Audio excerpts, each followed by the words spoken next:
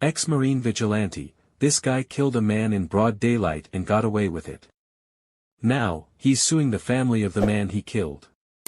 Watch this shocking event that blurred the lines between life and death, good and evil, justice and murder. Jordan Neely, on the other hand, was a 30-year-old homeless street performer who was known for his Michael Jackson impersonations in Times Square and subway stations. Neely had a history of mental health issues, including schizophrenia, depression, and PTSD, which were linked to the trauma he experienced in his youth, including the murder of his mother when he was 14 years old. Neely had an extensive criminal record, with 42 arrests for various offenses, including petty larceny, theft, and assaults. Despite his challenges, Neely was described as a talented dancer and performer who was well known in the New York City streets. What happened in those 6 fateful minutes would unravel into a trial, a verdict, another trial, and debates about race, mental illness, public safety, and the thin line between self-defense and vigilantism. But what really happened? In December 2024, a Manhattan jury delivered their verdict, not guilty. Daniel Penny was acquitted of criminally negligent homicide. But the story didn't end there. As of February 2025, Penny's legal team is now eyeing a civil suit against Neely's family, a twist that's reignited the controversy and sent searches surging for answers. Who was Jordan Neely? What drove Daniel Penny to act? Why did the court let him go? Why is he suing the family? Let's find out. It's just after 2 p.m. on May 1, 2023. The F train pulls out of the 2nd Avenue station in Manhattan's Lower East Side. Among the passengers is Jordan Neely, a name that would soon echo far beyond these subway tunnels. Neely was a fixture in New York's underground world, a Michael Jackson impersonator. Who'd once moonwalked through Times Square, dazzling tourists with his moves. But that day, the 30-year-old was far from the spotlight. He was homeless, struggling with mental illness, and, according to witnesses, in the grip of a breakdown. Juan Alberto Vasquez, a freelance journalist, witnessed and recorded the incident. Vasquez captured the final 3 minutes of the chokehold applied by Penny on video, which showed Penny maintaining the hold even after Neely had stopped struggling and gone limp. Vasquez's account of the incident, as reported by the New York Times, described Neely as frightening but not having assaulted anyone before Penny intervened. He also stated that Penny asked other riders to call the police while he had Neely in a chokehold. Neely's outburst wasn't subtle. Witnesses later testified he shouted, "I'm gonna kill everybody, and someone's gonna die today." Some called 911, reporting a man threatening passengers. Others, like a mother shielding her 5-year-old son, braced for the worst. Neely was unarmed, no knife, no gun, just a muffin in his pocket, but his words and erratic lunges painted a picture of menace. Then there's Daniel Penny. A Long Island native, 24 years old, with 4 years in the Marine Corps behind him. Trained in combat, disciplined, calm under pressure, or so his supporters would later claim.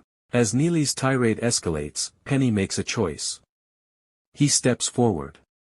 He approaches Neely from behind, wrapping his arm around Neely's neck. They fall to the floor. 2 other passengers join in, pinning Neely's arms. What happens next is captured in fragments, cell phone videos that would go viral within hours. Penny locks Neely in a chokehold. 6 minutes tick by, 6 minutes of struggle, of Neely's body thrashing, then slowing, then going limp. Bystanders plead, "Let him go." But Penny holds on, even as the train stops at Broadway Lafayette and passengers spill out. Jordan Neely was pronounced dead at the scene. The city medical examiner ruled it a homicide, death by compression of the neck. Synthetic marijuana was found in his system, but no weapon. Penny, meanwhile, stayed behind, speaking to police. He'd later say he acted to protect others, not to kill. But was it self-defense, or something darker? The video spread like wildfire, and with it, a storm of outrage. New Yorkers took to the streets. Protesters jumped onto subway tracks, replaced ads with signs reading, a man was lynched here. The racial divide sharpened, Neely was black, Penny white. To some, this was a tragedy of mental health and homelessness ignored. To others, a tale of a good Samaritan smeared. The battle lines were drawn. 11 days later, on May 12, Penny turned himself in. Charged with second-degree manslaughter, he pleaded not guilty and posted $100,000 bail. The city braced for a reckoning, one that would take over a year to unfold. But who were Jordan Neely and Daniel Penny? To understand this story, we have to go back to who Jordan Neely was before that subway car became his final stage. Born in 1993, Neely grew up in Harlem, a kid with a spark. By his teens, he'd found his calling, impersonating the king of pop clad in a red jacket and fedora. He danced through subway stations and tourist hubs, earning tips and smiles. YouTube clips from the early 2010s show him gliding effortlessly, a street artist. With dreams. But the light dimmed. In 2007, when Neely was just 14, his mother, Christy Neely, was murdered by her boyfriend, strangled in their New Jersey apartment. Jordan Neely's life took a devastating since then. At just 14 years old, Neely was left to navigate the world without his mother's guidance. This traumatic event had a profound impact on Neely's life, contributing to his struggles with mental health issues, including schizophrenia, depression, and PTSD. Jordan found her body, zipped in a suitcase. The trauma fractured him. He testified against her killer, but the scars never healed. By his 20s, Neely was adrift, arrested over 40 times for minor offenses like trespassing and drug possession, cycling through jail and shelters. Mental illness took hold, diagnosed schizophrenia, compounded by K2, a synthetic drug popular in New York streets. In the months before his death, Neely was on a city outreach list, flagged as a priority for housing and psychiatric care. But the system failed him. On May 1, 2023, he stepped onto that F train with nothing but a muffin and a mind in chaos. Across the divide stands Daniel Penny. Born in 1999 in West Islip, New York, Penny grew up in a quiet, middle-class neighborhood, a world apart from Neely's Harlem streets. A high school athlete, he enlisted in the Marines at 18, serving from 2017 to 2021. Stationed in North Carolina with the 1st Battalion, 2nd Marines, he rose to sergeant, trained in hand-to-hand combat, including chokeholds. After his discharge, Penny moved to Manhattan in 2022, enrolling at the New York Institute of Technology to study architecture. Friends described him as reserved but steady, a guy who'd stop to help a stranger. On that May afternoon, he carried a gym bag and a Marine-honed instinct. When Neely's outburst began, Penny told police he saw a threat, and acted. 2 lives collided that day, one spiraling downward, the other building upward. Neely, a black man lost to a broken system. Penny, a white ex-Marine stepping into chaos. Their encounter would spark a firestorm, fueled by race, class, and a city on edge. The video hit X and Instagram like a bomb. Within hours, #JusticeForJordan trended worldwide. Activists saw a lynching, a black man killed by a white stranger while bystanders watched. The chokehold, they argued, echoed Eric Garner's death in 2014, I can't breathe. Protests shut down subway lines, graffiti bloomed across stations, Jordan Neely was here.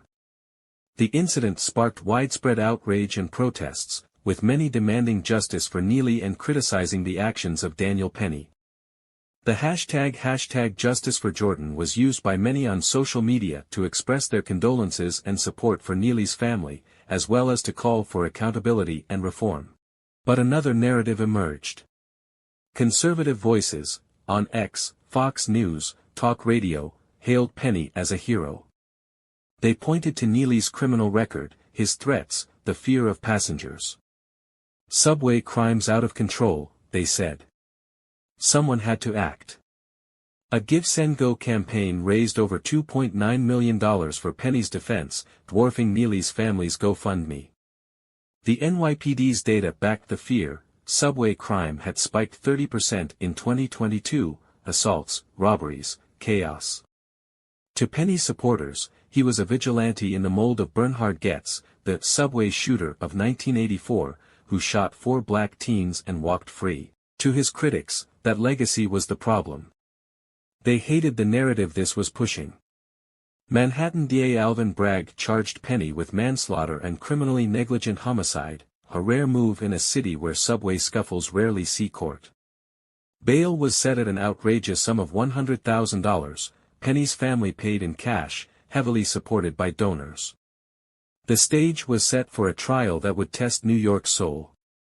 As 2023 bled into 2024, the question loomed, would a jury see a protector, or an anti-black killer? The answer was coming.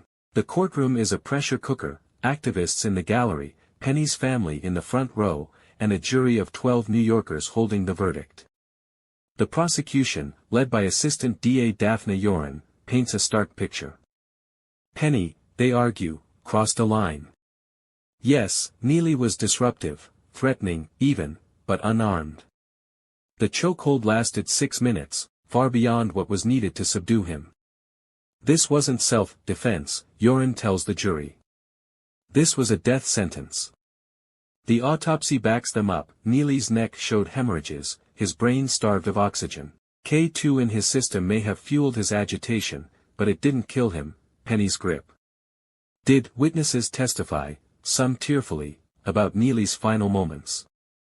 The defense, led by Thomas Kenneth, counters with a different story, Penny as the reluctant hero. They lean on his Marine training, neutralize the threat, and the chaos of the moment. Neely's threats, they say, weren't empty. His 42 arrests included assaults. A warrant was out for punching a 67-year-old woman in 2021. Passengers were terrified, Penny acted for them. Penny takes the stand, a rare move. Calm, measured, he recounts the day, Neely's aggression, the screams, his split-second choice. I didn't want him to die, he says. I wanted him to stop. The chokehold, he claims, was meant to restrain, not kill. Marines are taught control, not cruelty. I saw people in danger. I had to do something. I'm not a murderer. The video plays again and again, grainy, haunting. Jurors watch Neely's body slacken, hear the bystanders' pleas. The defense calls it proof of intent. Penny held on until police arrived, ensuring safety. The prosecution calls it excessive. 6 minutes was a choice, not a reflex. After 3 weeks of testimony, the jury deliberates. Outside, protesters chant, "Justice for Jordan." While Penny's supporters wave signs, "Free Danny." Inside, 5 days pass. Then, on December 23, 2024, the verdict. The foreperson stands and says, "We find the defendant, Daniel Penny, not guilty of criminally negligent homicide." Gasps erupt. Neely's family storms out, sobbing. Penny exhales, hugs his lawyers. The courtroom splits, half cheer, half jeer. In a city weary of division, the outcome lands like a thunderclap. Daniel Penny walks free, just in time for Christmas. But freedom comes with a cost. Death threats flood his inbox, his Long Island home is doxxed on X, supporters call him a martyr, critics brand him a killer absolved by a biased system. The jury, 5 white, 4 black, 3 Hispanic, faces scrutiny. Did the racial imbalance sway them, fear of subway crime? Or the law itself?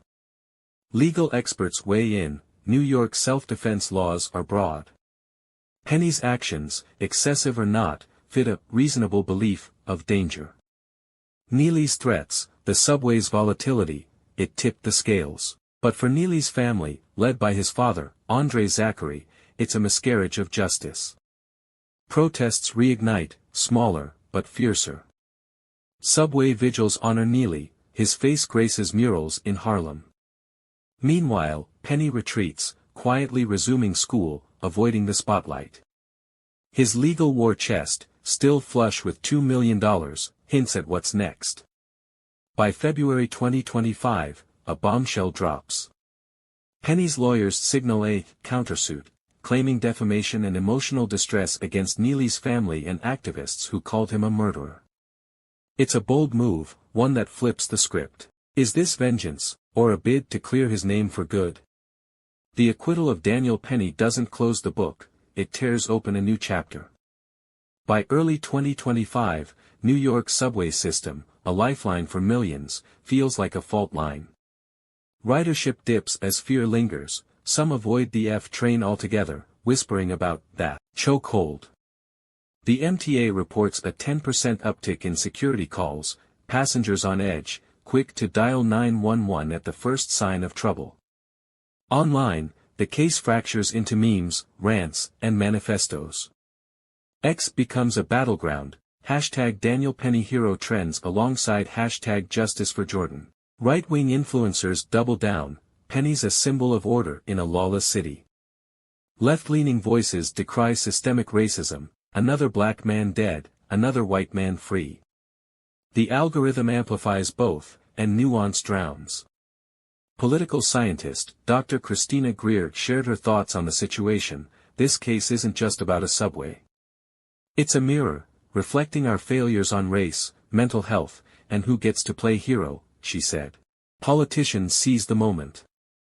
Mayor Eric Adams, a former cop, walks a tightrope, praising subway Good Samaritans while boosting police patrols. Governor Kathy Hochul pushes $20 million for mental health outreach, citing Neely's missed chances. But critics call it too late. 40,000 homeless New Yorkers still sleep in shelters or streets, many untreated, invisible until they snap. Amidst the chaos, Jordan Neely becomes a martyr. His story, trauma, talent, tragedy, fuels demands for reform.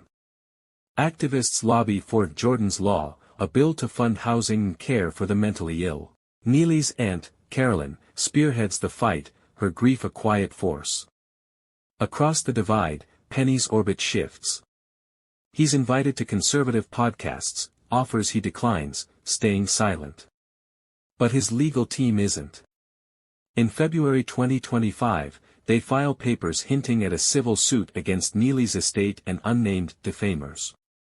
The claim, Penny's been slandered, his life upended by false narratives.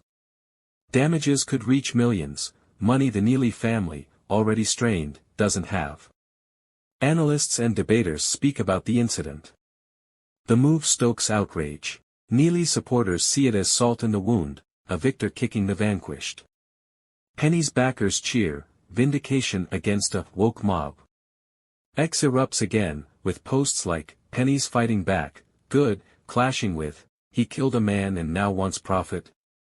Daniel Penny's story doesn't exist in a vacuum. It resurrects ghosts, chief among them, Bernhard Goetz. In 1984, Goetz shot 4 black teens on a subway, claiming they'd rob him. Acquitted of major charges, he became a folk hero to some, a racist vigilante to others. 40 years later, Penny's case feels like an echo, same city, same trains, same questions. Professor John Pfaff explains why. He says, Goetz and Penny tap into a primal fear, urban decay, lawlessness. Juries sympathize with the defender when the state seems absent. Race complicates it, but doesn't define it. Beyond New York, the case reverberates. In Portland, a man cites Penny's acquittal after tackling a disruptive bus passenger, charges are dropped. In Chicago, subway riders form guardian groups, vowing to keep order. Vigilantism, once a whisper, grows louder, and lawmakers scramble. The Penny verdict reshapes narratives. Self-defense laws face fresh scrutiny, too lax. Too vague. Mental health funding inches up, but gaps remain. And race, ever present, simmers.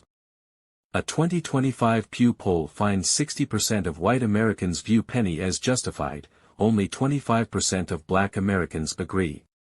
The divide deepens.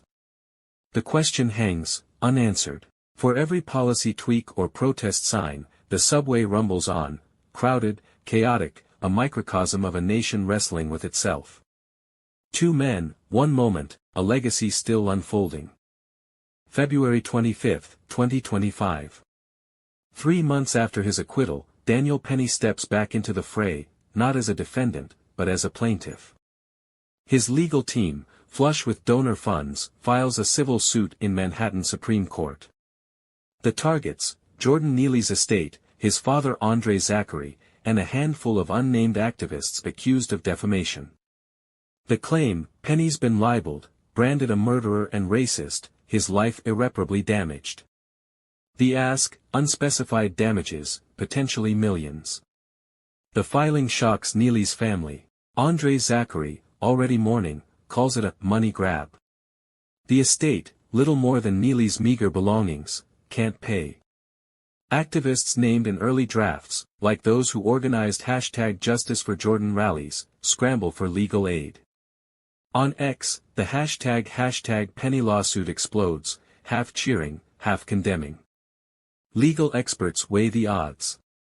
Defamation's a tough bar. Penny must prove false statements, made with malice, caused tangible harm.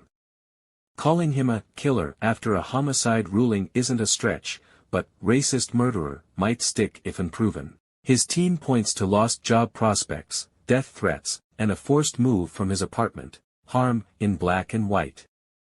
For Neely's side, it's a gut punch. Carolyn Neely, Jordan's aunt, hires a pro bono lawyer to fight back. They counterclaim, Penny's suit is intimidation, a slap, strategic lawsuit against public participation, meant to silence dissent. The courtroom looms again, this time with no jury, just a judge's gavel. The suit's early days spark chaos. Depositions begin. Penny testifies about sleepless nights, hate mail, a derailed architecture career. Neely's family recounts their loss, arguing Penny's actions, not their words, sparked the firestorm.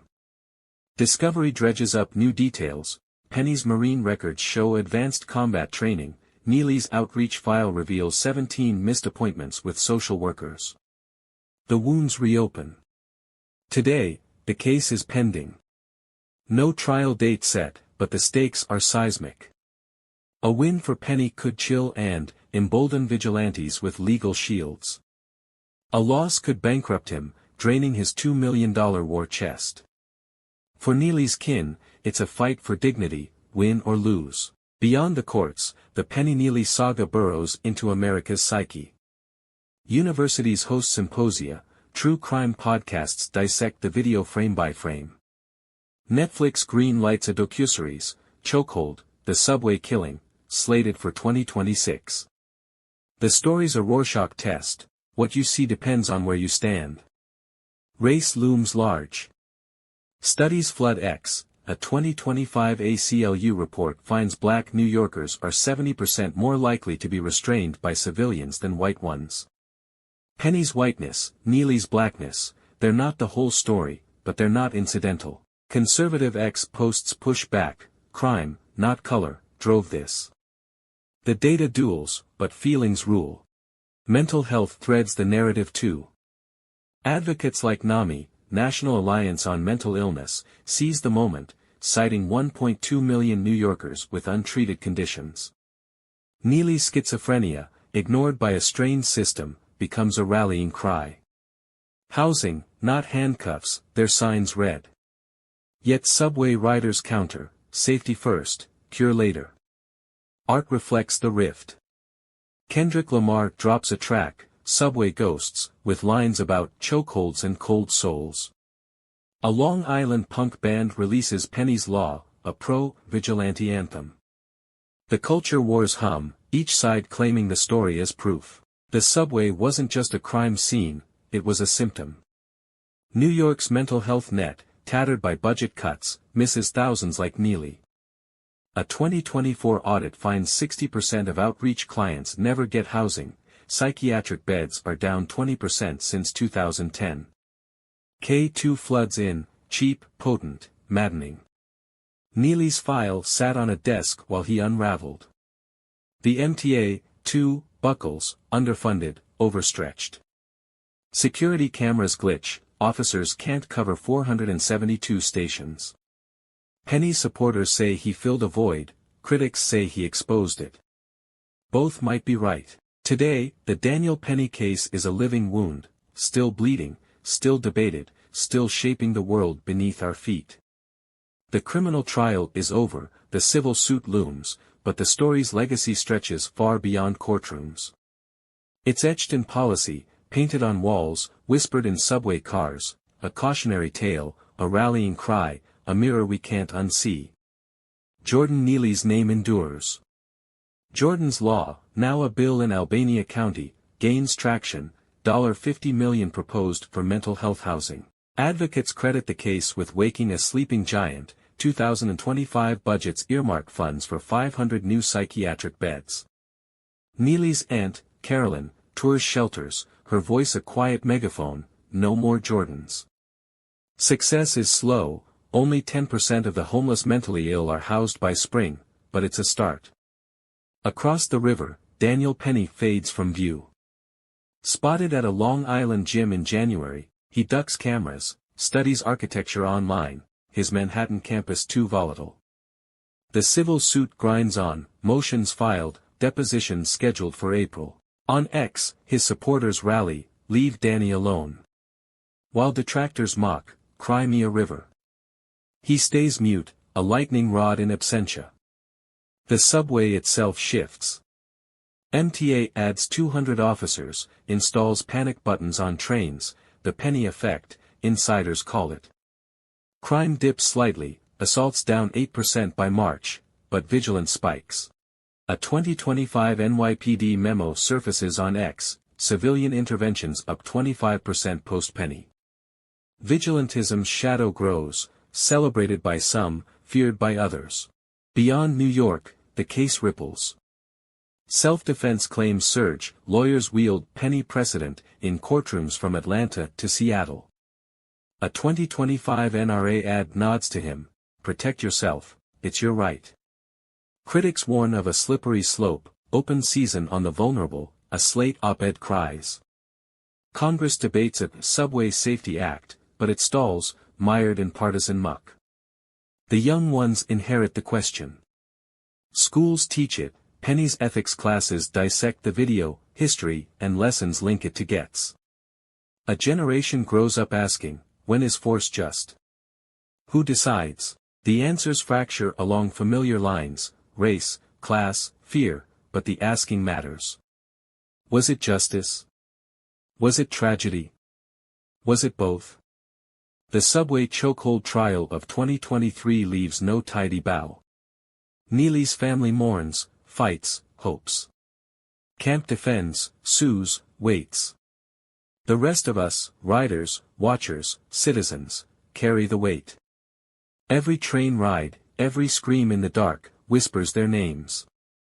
This is the true crime of our time, not just a death, but a question: what do we owe each other when the system fails? As the civil suit looms, as protests simmer, as reforms creep forward, one truth holds: this story isn't over.